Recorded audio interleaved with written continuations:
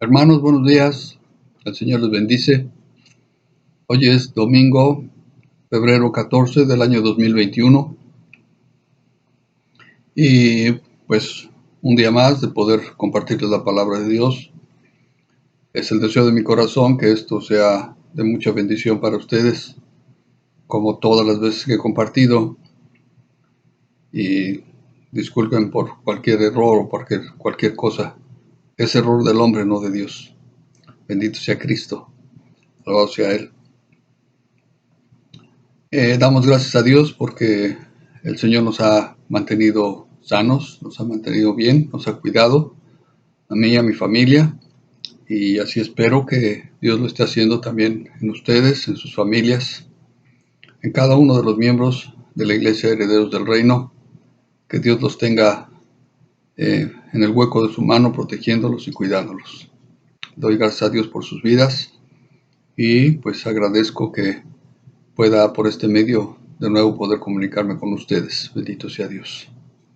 Seguimos trabajando, seguimos haciendo lo que Dios nos mandó y pues hacemos lo que creemos que es lo correcto delante de Dios. Bendito sea Cristo. Vamos a leer un texto, después vamos a orar y ya después entramos en el tema. El texto que vamos a leer es en Miqueas, capítulo 7, versículos 15 y 16. Miqueas 7, 15 y 16 dice así: Yo les mostraré maravillas como el día que saliste de Egipto. Las naciones verán y se avergonzarán de todo su poderío. Pondrán la mano sobre su boca, ensordecerán sus oídos. Bendito sea Cristo. Vamos a orar. Padre Santo, en el nombre de Jesús, Señor, venimos ante tu presencia, creyendo, Señor, que por tu gracia, Señor, es ministrada tu palabra. Bendito Dios, y por tu gracia y tu misericordia, Señor, cada uno, Dios, de los que están mirando este video, Señor, son oyentes, y no solo oyentes, sino hacedores de tu palabra. Gracias, Señor, por bendecirnos, por darnos la oportunidad de seguir en el camino y ayudarnos, bendito Dios. Gracias por cuidar a todo tu pueblo, cada uno de mis hermanos, cada uno de mis familiares, cada uno de sus familiares. Yo te pido que les bendiga, Señor, que tu brazo extendido, Señor, los cubra, Señor, y que cada uno pueda ver, Señor, en todo lo que pase a su alrededor, tu mano poderosa, Señor, y tu amor rodeándolos. Gracias, Señor. Toda gloria y honra es a ti, Señor. Padre, como siempre, sujetamos a tu señorío, Señor Jesús, a tu autoridad, la palabra, la administración de la palabra, para que por medio de tu Espíritu Santo, Señor, sea ministrado correctamente y llene el corazón de tu pueblo y las expectativas de tu pueblo. Gracias, Señor, de verdad, porque hemos visto que cada día, Señor, tú tienes esa protección, bendito Dios, y la ayuda que necesitamos. Bendice a mis hermanos, Señor, dándoles la provisión que cada uno necesita y que puedan ellos solventar cada uno de sus gastos, Señor, cada uno de los compromisos que ellos tienen por cubrir. Ayúdales, Dios, ayúdales a administrar los bienes que tú les das, las riquezas que tú les pones en sus manos, y bendícelos en sus trabajos. Cólmalos de salud y manténlos en salud y sanidad divina, Padre. Te damos gracias, Señor, por todas las cosas, en el nombre precioso de Cristo Jesús. Amén. Bendito sea Dios. Muy bien, pues este día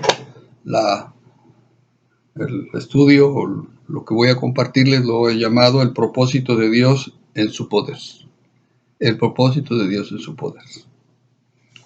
Muy bien. Nosotros nos imaginamos de qué manera Dios muestra su poder.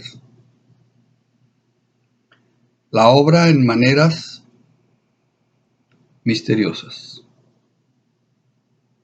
que no podemos en realidad ni imaginarlo. Como Él hace las cosas, Él solo sabe qué es lo que está haciendo. Él entiende por qué lo está haciendo. Nosotros muchas veces no sabemos, no entendemos, y pues algunas veces queremos pensar que Dios deba hacer como nosotros queremos. El pueblo hebreo, el judío, Israel, o como quieras llamarlo, tuvieron el conocimiento del Dios verdadero,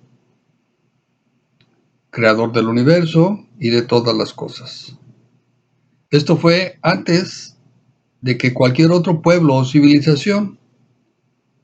Pero ¿qué pasó? Se equivocaron al creer que Dios los libraría con un poder bélico, que es un ejército, un poder económico a través de las riquezas, o un poder político. Ellos se equivocaron. Trasladan lo celestial a lo terrenal, como muchos también trasladan lo terrenal a lo celestial.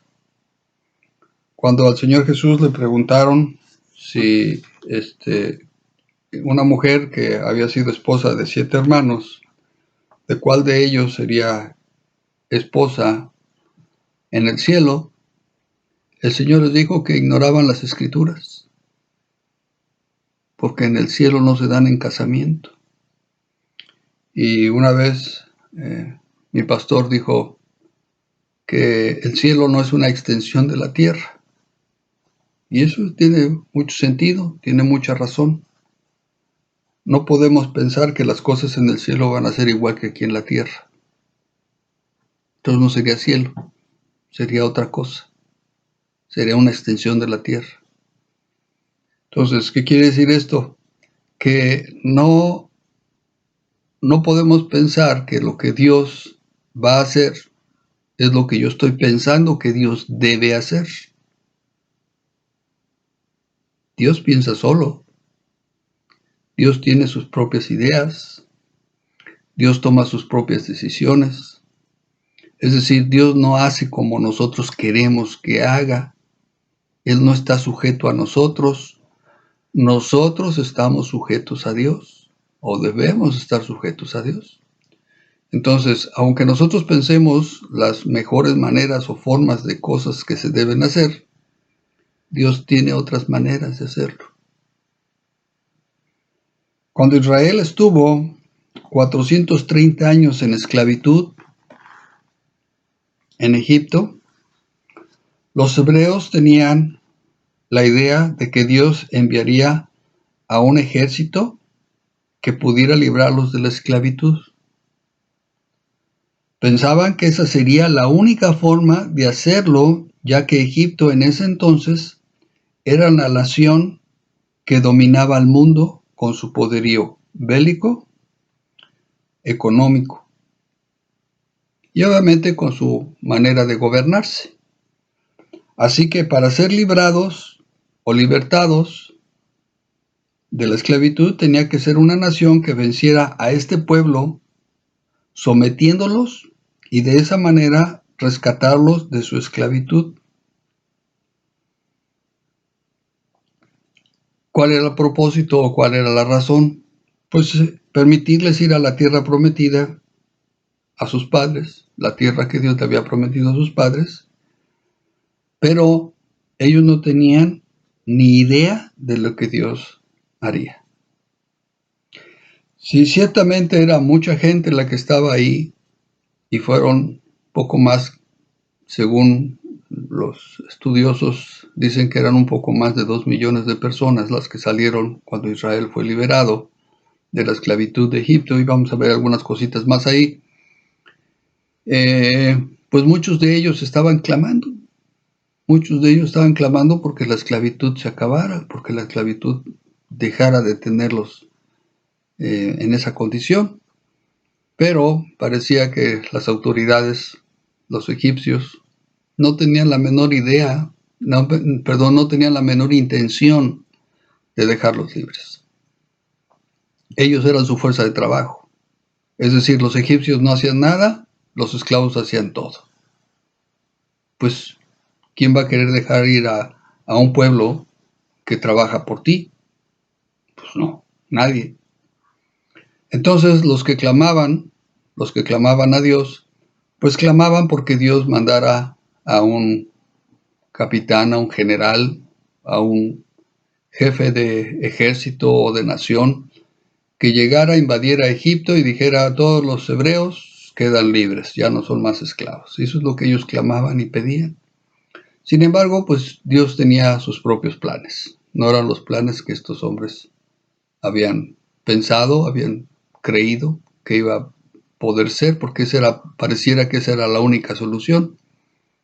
¿De qué manera en la primera potencia del mundo en aquel entonces, podía obligársele a que dejara a los esclavos que se fueran, que dejaran de ser esclavos y dejaran de hacer el trabajo que ellos estaban haciendo? Ninguno, ¿verdad?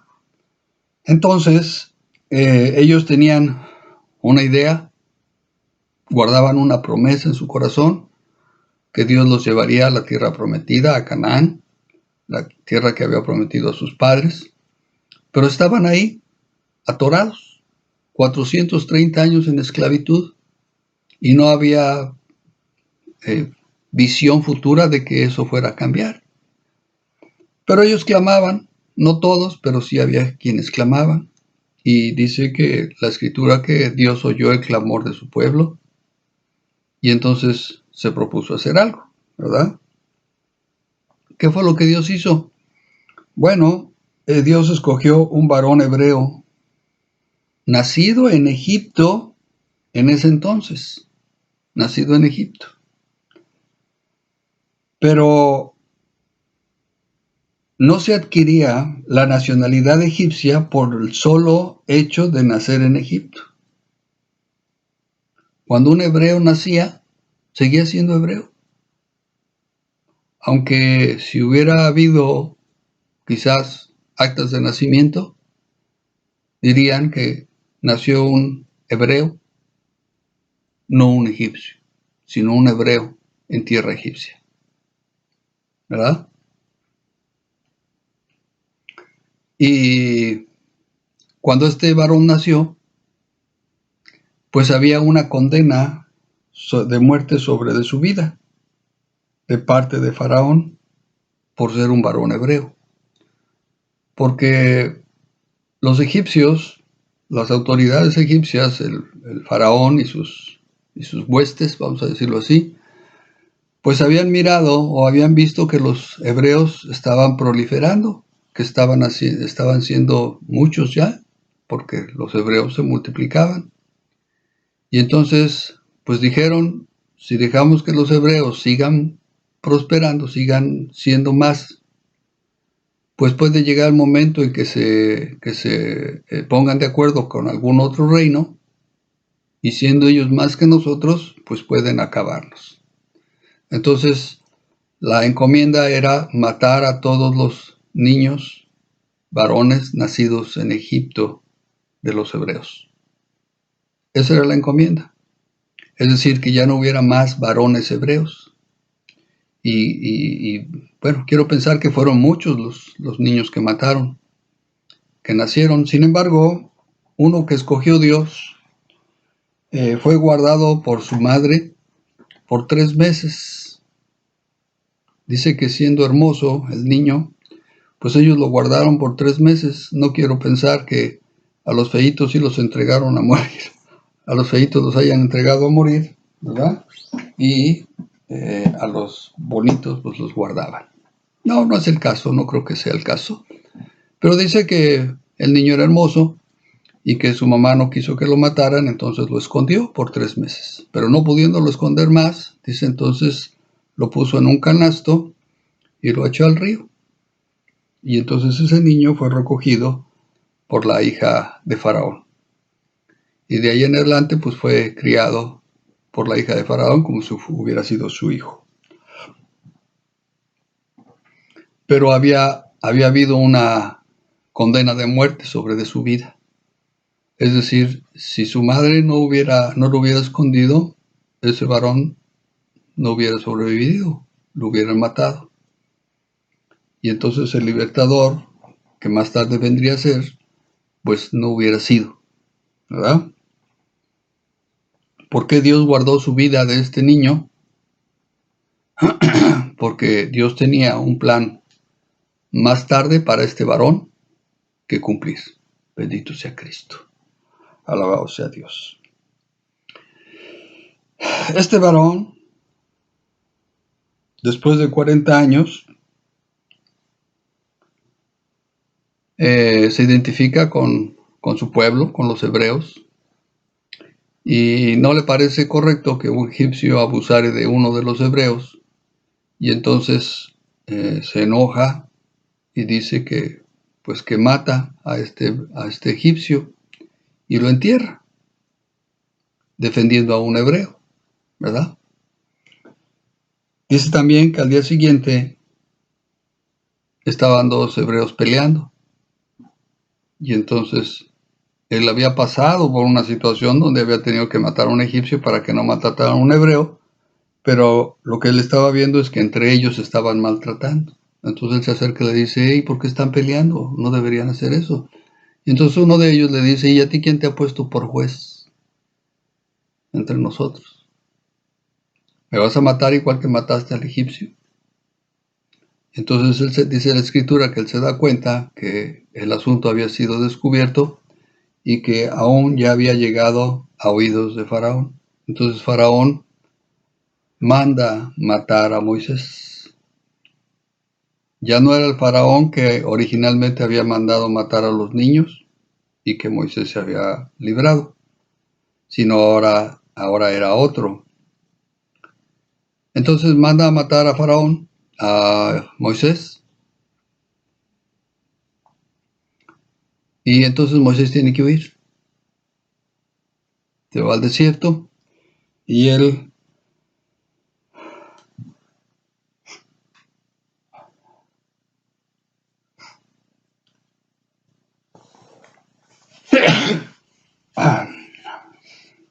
perdón, hermanos, gloria a Cristo, perdóneme,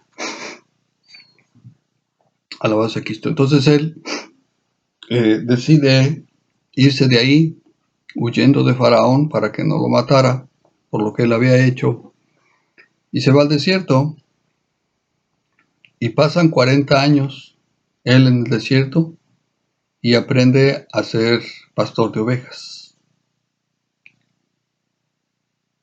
Pasando los 40 años, o llegando al término de 40 años más, que ya vendría siendo la edad de Moisés de 80 años, Dios le habla a Moisés. Ustedes conocen la historia, a lo mejor no voy a tener que ir a todo el detalle, ¿verdad? Sino tratar de ir simplificando la historia. Dios habla con él desde una zarza ardiendo y le dice que él es elegido para ir a sacar a su pueblo de Egipto. Entonces, eran 390 años, vamos a ponerlo así, 390 años cuando Moisés salió de Egipto. 40 años después son 430 años. Y entonces Moisés regresa a Egipto. Regresa con su esposa y sus dos hijos únicamente. Y él, voy a leer aquí, hermanos, en Éxodo, capítulo 2,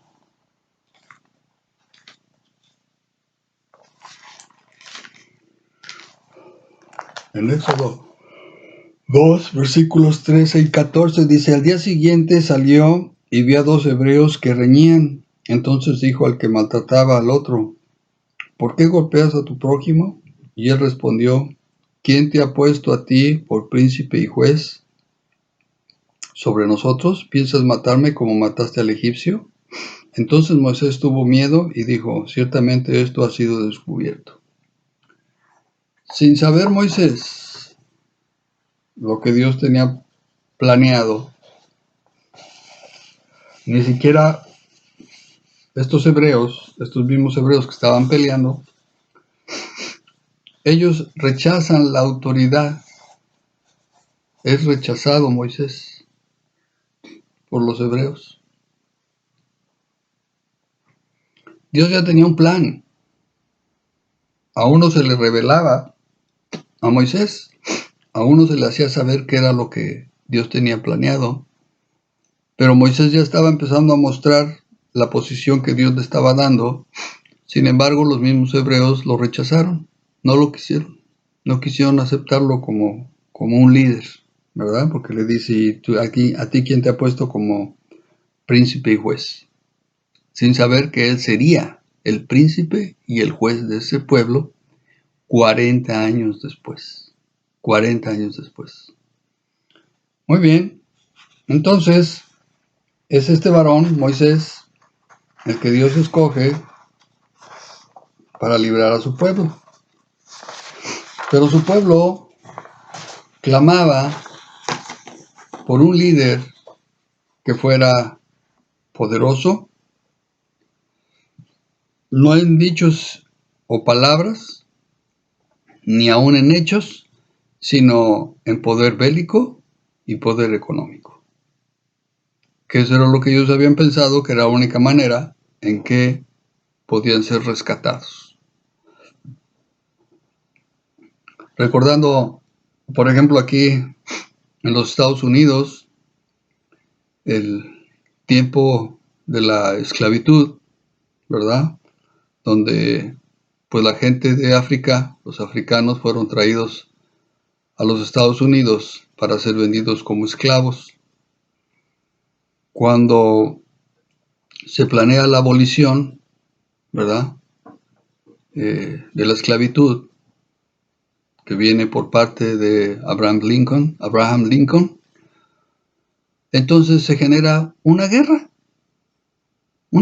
pelearon el norte y el sur, porque los del sur querían mantener la esclavitud y los del norte dijeron, no, ya la esclavitud ya hasta aquí llegó, ya no más, ya no debe haber más la esclavitud, por derechos humanos, ¿verdad? Pero hubo una guerra, y en esa guerra murieron muchos ciudadanos, y diría yo blancos, peleando por querer quedarse con la gente como esclavos, ¿verdad? En fin, pues Moisés fue rechazado en ese momento, él se fue, y después regresa después de 40 años. Ya Moisés ya tenía 80 años. Y regresa a enfrentar al faraón, no por su propia voluntad, sino por requerimiento de Dios. Dios lo enfrenta, lo lleva a enfrentarse a faraón. Yo quisiera pensar cuál era el pensamiento de Moisés, por lo menos en el momento en que Moisés salió de Egipto. Él conocía, él había crecido en el palacio de faraón. Él había sido entrenado como un egipcio, aunque no era egipcio. Lo habían enterrado como un guerrero, como un líder, como un gobernante, como el hijo de faraón. Y parecía que era muy probable que el siguiente faraón hubiera sido Moisés. No el verdadero hijo de faraón, sino Moisés iba a ser el siguiente faraón.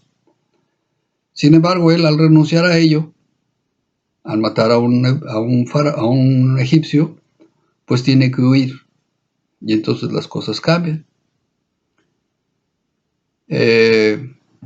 Moisés se va sin nada, pero también regresa sin nada, hablando de riquezas y poderío. Regresa sin nada. Solamente con algo que ahorita lo vamos a ver y ustedes saben qué cosa es, pero bueno. Entonces él regresa a enfrentar a Faraón porque Dios así se lo requirió.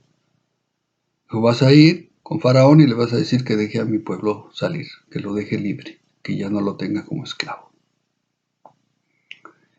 Y Moisés dijo, a Faraón, ¿y cómo lo voy a hacer? Es el hombre más poderoso del mundo, con el ejército más poderoso de todas las naciones, de todo el mundo, y con el dinero para hacer lo que se le antoje. Y yo simplemente voy a llegar y decirle que deje ir a 2 millones de esclavos.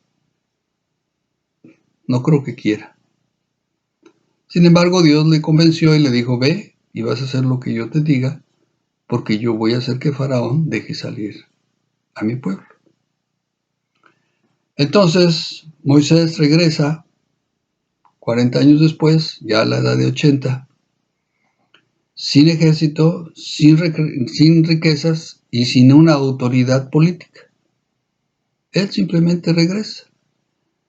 Regresa solo, y es un decir, ¿verdad? Solo. Regresa a enfrentar al hombre más poderoso de todo el mundo, para que dejara salir a su pueblo, a los hebreos, a adorar a Dios de los hebreos. Lo que nadie consideró fue que a él lo había enviado Dios y que él, Dios, lo respaldaba. Eso fue lo que no muchos consideraron. Cuando Moisés se presenta ante los hijos de Israel, ante los hebreos, y les dice, yo vengo para libertarlos, y sí, ¿y tú cómo lo vas a hacer? No tienes ejército, no tienes dinero, ni siquiera ya fuerza política. Cuando eras hijo de Faraón, cuando estabas siendo considerado como hijo de Faraón, pudiste haber hecho algo, pero pues ya ni eso, ya no tienes la posición de autoridad para hacerlo. Pero pues Dios había planeado algo. Y como leímos el texto, ¿verdad? Dios, allí en Miqueas, Dios sacó a Israel con maravillas. Libertó a Israel o a los hebreos con maravillas. Y sí, maravillas y milagros. ¿De qué estamos hablando? Del poder de Dios. No era un poder de Moisés. No era ni siquiera autoridad que él tuviera sobre ello, sino simplemente era el poder de Dios. ¿Qué es lo que Moisés tenía que hacer? Solo una cosa era lo que tenía que hacer Moisés: obedecer a Dios en lo que Dios le dijera. Eso es todo lo que tenía que hacer Moisés. No más. No tenía que pelear con Faraón, no tenía que retarlo, nada más tenía que obedecer a Dios. Dios le decía, ve a ver a Faraón, y Moisés iba a ver a Faraón. Y le vas a decir esto, y vas a decirle esto, y eso es lo que Moisés hacía. Es decir, Moisés fue cumpliendo paso a paso todo lo que Dios le estaba pidiendo.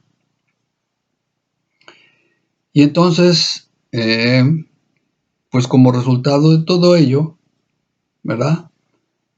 Finalmente Israel fue liberado de la esclavitud y se fue a Canaán, a la tierra prometida. ¿Cómo ocurrió esto? Bueno, pues ya sabemos, todos lo conocemos. Hubo muchas señales, hubo muchas maravillas. La última de ellas fue que Dios mandó el ángel de la muerte, que mató a todos los primogénitos de los egipcios, de su ganado y de la gente, y aún el primogénito de Faraón, pues murió también, nieto del faraón, que había considerado a Moisés como su hijo, lo había criado como su hijo, como hijo de su hija, ¿verdad? En fin, esto ocurrió por ahí del año 1525 antes de Cristo, el año 1525. Es decir, un varón fue elegido para ser el libertador del pueblo hebreo y el pueblo hebreo lo rechazó. No quería su autoridad. Sin embargo, Dios vino a establecer su autoridad en la manera en que Dios lo había planeado. Pudo haber sido diferente si Moisés se hubiera ido, hubiera hecho mucho dinero, hubiera adquirido autoridad, ¿verdad? Con ese dinero hubiera comprado un ejército y hubiera venido con ese ejército y se hubiera parado afuera del palacio de Faraón y decirle: vengo a liberar, con toda mi gente, vengo a liberar al pueblo de hebreo, a Israel, ¿verdad? Hubiera habido una batalla y hubiera pasado muchas cosas ahí. Pero no fue así, porque no era la manera en que la gente había pensado que debería ocurrir, sino Dios lo hizo de otra manera, donde los hebreos no metieron mano, donde Moisés no luchó, no hizo nada, no peleó con nadie, ¿verdad? Y aún el ejército hebreo fue destruido sin que ellos levantaran su mano, sin que ningún hebreo levantara su mano. Dios destruyó al ejército hebreo, al ejército egipcio, y destruyó también a Faraón. Y saquearon toda la riqueza de Egipto. Les decía yo en alguna ocasión, para mí ese fue el principio de la decadencia de Egipto. Se quedaron sin líder, se quedaron sin autoridad, se quedaron sin ejército, se quedaron sin dinero, sin riquezas, porque todas sus riquezas se la entregaron a los hebreos cuando ellos salieron de Egipto. ¿Qué le quedó a ese pueblo? Nada. Y les quitaron la fuerza de trabajo, que eran los mismos hebreos, los esclavos, que eran los que trabajaban. Entonces pierden la fuerza de trabajo, pierden la riqueza, pierden el poder bélico y pierden la autoridad o el gobernante. Ya ni siquiera heredero del trono había, porque el hijo de Faraón se murió. Ahí fue donde fue el acabose de Egipto. Por muchos años gozaron de una posición privilegiada en todo el mundo. Eran la primera potencia, eran lo máximo, pero ahí se acabaron completamente. Y para mi gusto, de ahí Egipto jamás se volvió a levantar. Jamás volvió a ser lo que fue en aquel entonces. Alabado sea Cristo. Bueno, esto fue alrededor del año 1525, ¿verdad? Eso fue lo que ocurrió. Dios utilizó a un varón que había sido primeramente rechazado, pero después vino a ser ese líder que sacó al pueblo de Dios de Israel, de Egipto, para llevarlo a la tierra prometida. Bendito sea Dios. Unos 2508 años más o menos después, esta historia se repite. Esta historia volvió a repetirse. El pueblo hebreo clamaba a Dios por ser liberado del yugo de los romanos. Esperaban un Mesías poderoso en ejército o economía que pudiera pagar el rescate. Se repite la historia. Aquellos estaban esperando a que llegara un hombre con toda la autoridad, respaldado por un ejército y por un poder económico, para poder rescatarlos, ¿verdad? Lo cual no pasó, no ocurrió así. Un solo hombre vino y él fue el que los sacó de Egipto para llevarlos a la tierra prometida. Bendito sea Dios. Bueno, 2508 años después, la historia se repite. Clamando a ellos, porque el yugo de los romanos cada vez era más fuerte sobre de ellos, lo que ellos pedían a Dios es que fueran libertados. ¿De qué manera podían ser libertados? Pues ellos pensaban de la misma manera. Ellos siguieron pensando exactamente de la misma manera. Necesita ser un Mesías que venga con un ejército, con un poderoso ejército y con ese poder bélico y con poder económico para poder liberarnos de esta autoridad que son los romanos, ¿verdad? ya sea pagando el rescate o simplemente pues peleando para libertarlos, ¿verdad? Sin embargo, ¿quién llegó? ¿Quién llegó? Dios escuchó su clamor, al igual que lo escuchó cuando Moisés. Pero Dios escuchó su clamor y envió ¿a quién? Envió a un carpintero manso y humilde. Al Hijo de Dios. Al Hijo de Dios. Sin un ejército, sin riquezas terrenales. Con una actitud sumisa a las autoridades, pero con un mensaje de liberación, lo cual fue rechazado nuevamente, no creyendo que él fuera el Mesías prometido. Así como rechazaron a Moisés, también rechazaron a Jesús. Bendito sea Dios. La historia se repite.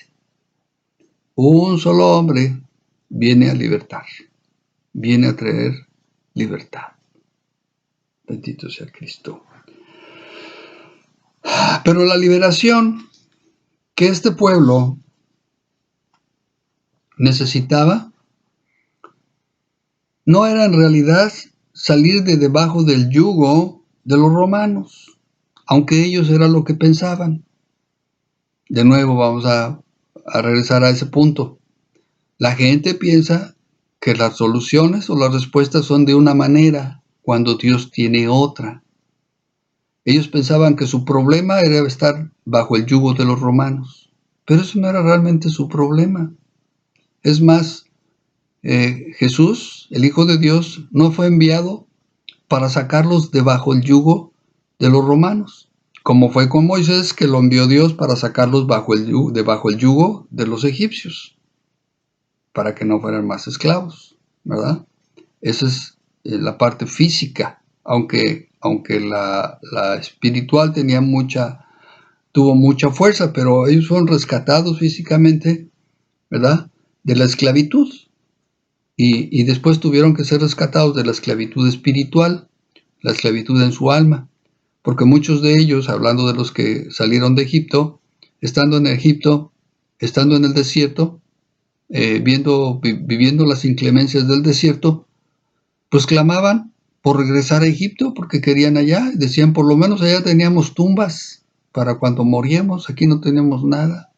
Y estuvieron quejese y quejese y quejese y quejese. Yo creo que esos fueron los que no estaban realmente convencidos de salir de Egipto y de que Moisés los llevara a la tierra prometida. Pero en fin, ya pasamos esa parte. Entonces aquí ellos tenían una idea de libertad. Una idea de libertad era quitar el yugo de los romanos de sobre de ellos. Pero en realidad su problema era espiritual. Ese era el problema de los hebreos. Su problema espiritual. Sus almas estaban atadas al pecado y destinadas a la perdición. ¿Por qué? Por la condena del pecado. ¿Cuál pecado? Pues el pecado que la humanidad siempre ha padecido, pero ellos no lo habían reconocido. ¿Qué pasa? Ellos se justificaban delante de las gentes y delante de Dios, diciendo, nosotros somos hijos de Dios, nosotros creemos en el Dios de Abraham, el Dios de Isaac y el Dios de Jacob, y entonces por eso todos tenemos una posición privilegiada. Sin embargo, ellos no se daban cuenta que ellos estaban muertos en sus pecados. Ellos estaban muertos en sus pecados. Juan capítulo 3,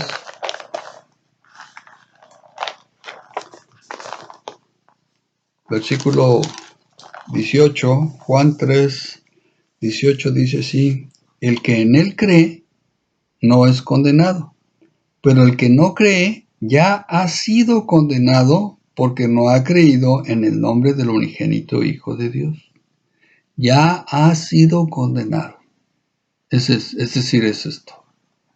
El Señor vino a rescatar lo que estaba perdido, no lo que se iba a perder, lo que ya estaba perdido. Los muertos en sus pecados, el Señor vino a rescatarlos, a darles vida. Pero ellos no pensaron que esa era la situación. Ellos veían solamente la situación meramente material. Dios, quítanos el yugo de los romanos. Ya no queremos tener a los romanos encima de nosotros. Esperaban ellos un Mesías poderoso en ejército y economía que pudiera pagar su rescate, que los pudiera rescatar de esa situación. Sin embargo, pues entonces llegó este carpintero manso y humilde, sin ejército, sin riquezas terrenales, con una actitud sumisa a las autoridades, pero con un mensaje de liberación, lo cual fue rechazado nuevamente, no creyendo que él fuera el Mesías prometido. Pero la liberación que este pueblo necesitaba no era salir debajo del yugo de los romanos, sino era espiritual. Sus almas estaban atadas al pecado y destinadas a la perdición por la condena del pecado. Yo se los había leído, se los estoy repitiendo nada más. Romanos capítulo 5, Romanos 5, versos del 12 al 14, vamos a leerlo. Romanos 5, del 12 al 14, dice así. Dice, por tanto, como el pecado entró en el mundo por un hombre, y por el pecado la muerte, así la muerte pasó a todos los hombres por cuanto todos pecaron. Pues antes de la ley había pecado en el mundo, pero donde no hay ley, no se inculpa de pecado. No obstante, reinó la muerte desde Adán hasta Moisés, aun en los que no pecaron a la manera de la transgresión de Adán, el cual es figura de los que del que había de venir, ¿verdad? Entonces vemos que realmente el problema no solo de los hebreos, de los judíos, ¿verdad?, sino de la humanidad, era el pecado, la muerte que ellos ya estaban viviendo. Ellos estaban muertos en sus pecados. El problema no era el yugo romano, sino para Dios el problema realmente era el pecado que les estaba llevando a un lugar de perdición, ¿verdad? Así entonces la historia se repite, pero en esta ocasión hay una diferencia. La liberación se da para los que acepten y sin dar nada a cambio. Hablamos de la gracia, ¿verdad? Hablamos de la gracia. En Esther, hay un pasaje en el libro de Esther que a mí me gusta, voy a leérselos, que habla de la gracia precisamente.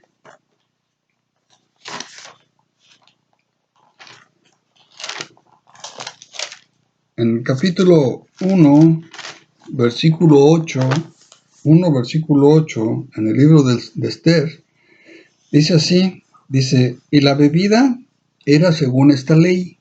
Fíjense cómo dice, que nadie fuese obligado a beber,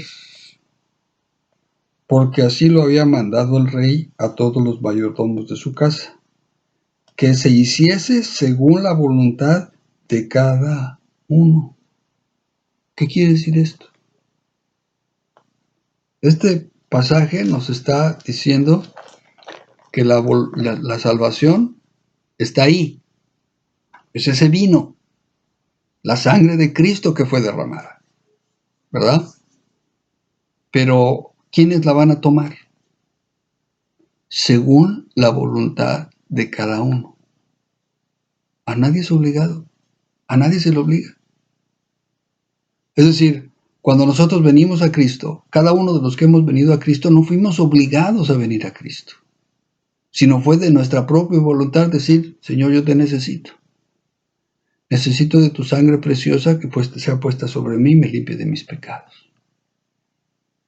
De propia voluntad. Por eso a mí me llama mucho la atención ese texto, especialmente en Esther. Porque ahí hay un montón de comparaciones en Esther, hay muchísimas comparaciones en relación con el plan de Dios, con la salvación, con la iglesia, con Cristo, o sea, un montón con el Espíritu Santo, ¿verdad? Hegai es una figura del Espíritu Santo, al igual que Mardoqueo. En fin, hay muchas comparaciones ahí que se pueden hacer, pero ese pasaje a mí me gusta mucho, porque dice, y yo muchas veces que he podido presentar el plan de salvación a alguna persona, le he dicho, es tu decisión, es de tu propia voluntad, ¿quieres o no quieres? Nadie te va a obligar. Yo te voy a presentar el plan y te digo, esto es así, esto es así, esto es así. La decisión la tomas tú. Y a mí me llama mucho la atención ese texto porque dice que es de acuerdo a la voluntad de cada uno. A nadie se le va a obligar que tomen de ese vino. Bendito sea Dios.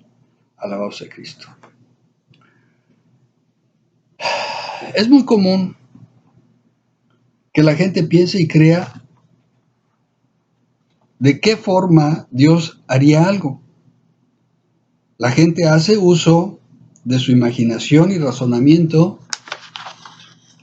para decirle a Dios cómo, cuándo y dónde debe actuar para obtener los resultados que ellos quieren, no los resultados que Dios quiere, sino los resultados que ellos quieren obtener. Es muy común, de verdad, es muy común. La gente muchas veces cuando ora le dice, mira Dios, necesito que hagas esto y esto y esto y esto. Necesito que lo hagas así y que lo hagas pronto. La gente no le pregunta a Dios, Dios, ¿cómo vas a hacerlo? Bueno, haz lo que tú quieras, pero que sea tu voluntad, no la mía.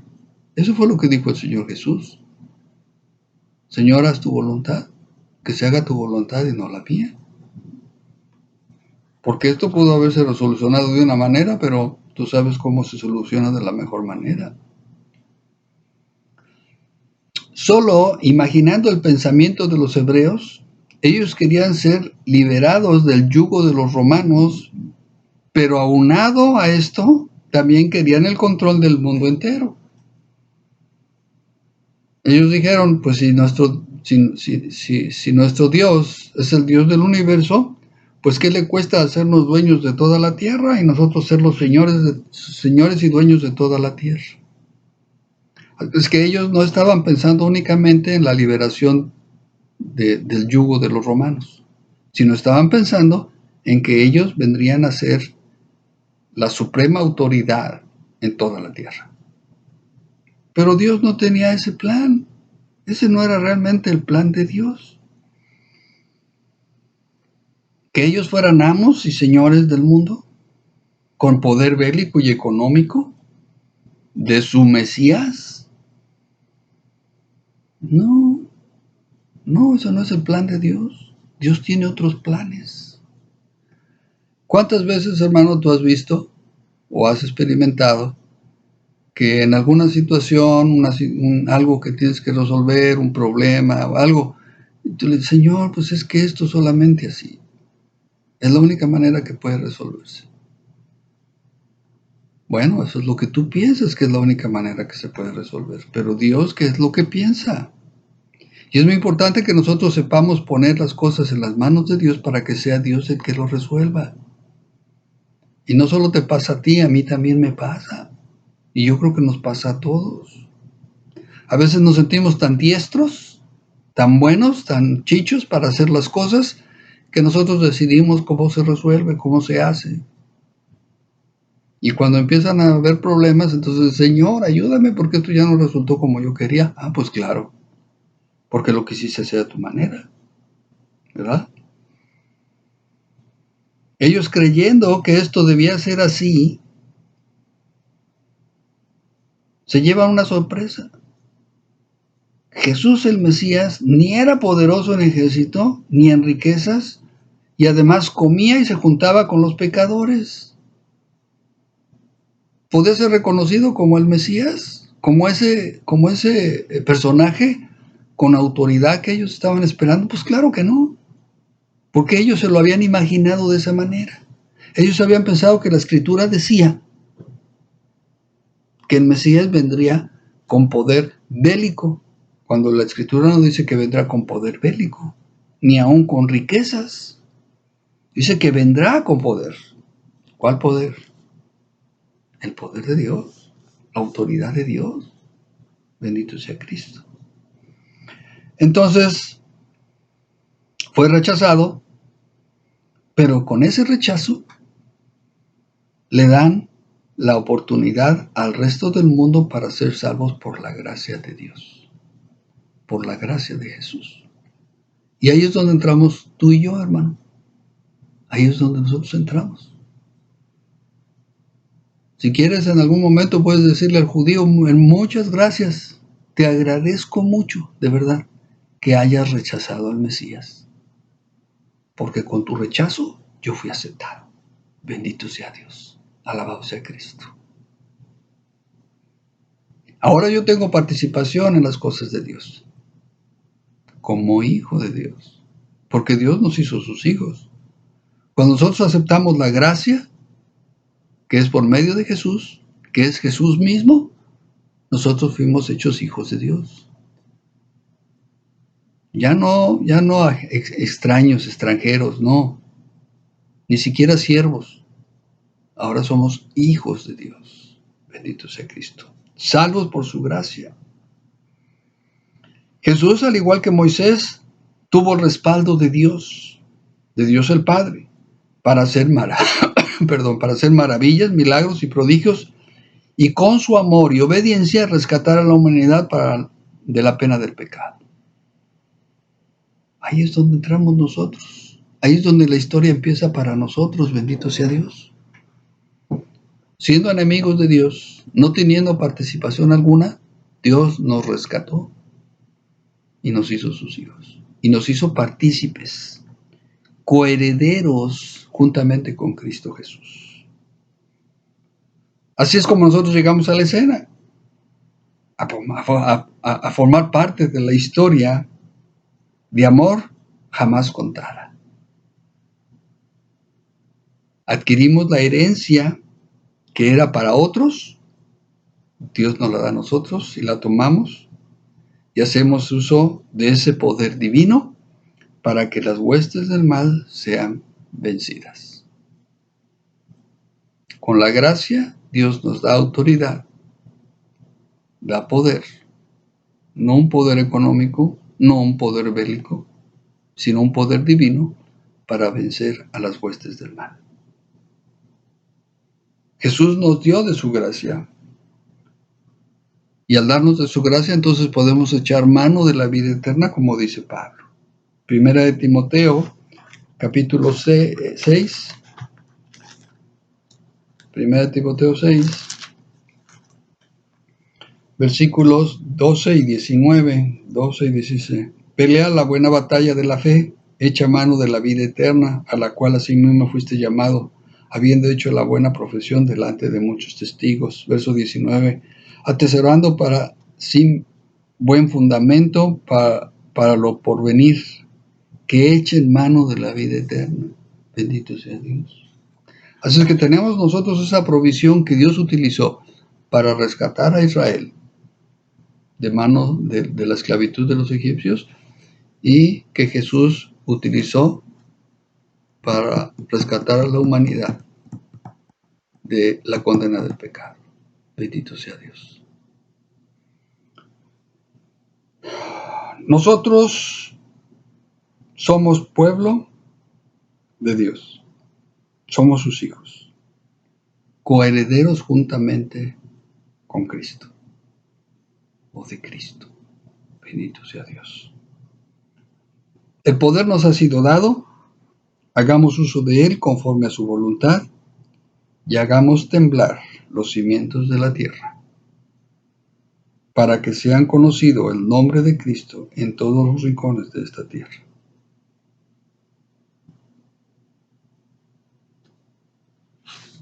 Si Dios te ha entregado un arma,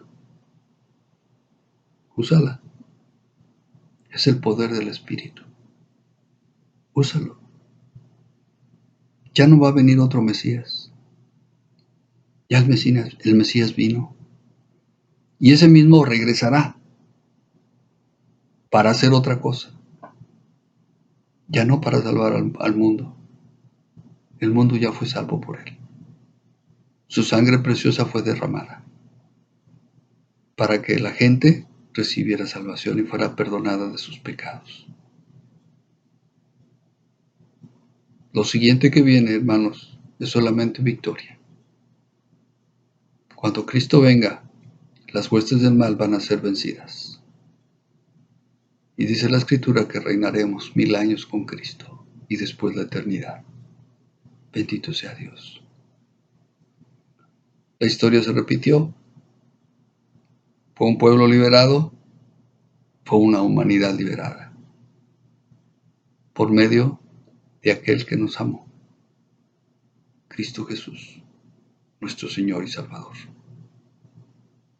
Quiera Dios que toque tu corazón y te despierte a esa vida espiritual que Dios te ha dado. Somos vencedores en Cristo Jesús. No te dejes vencer por el mal. No dejes que el enemigo tome ventaja. Pensamos al mal con el bien. Cristo Jesús es nuestro Señor. A pesar de todo esto que está pasando alrededor del mundo, a pesar de los planes de las gentes, de Satanás, a pesar de todo eso, Cristo Jesús es Señor. Y Él sigue al frente. Él sigue liderando a su pueblo como el capitán, como ese pastor que va delante de sus ovejas, guiándolas.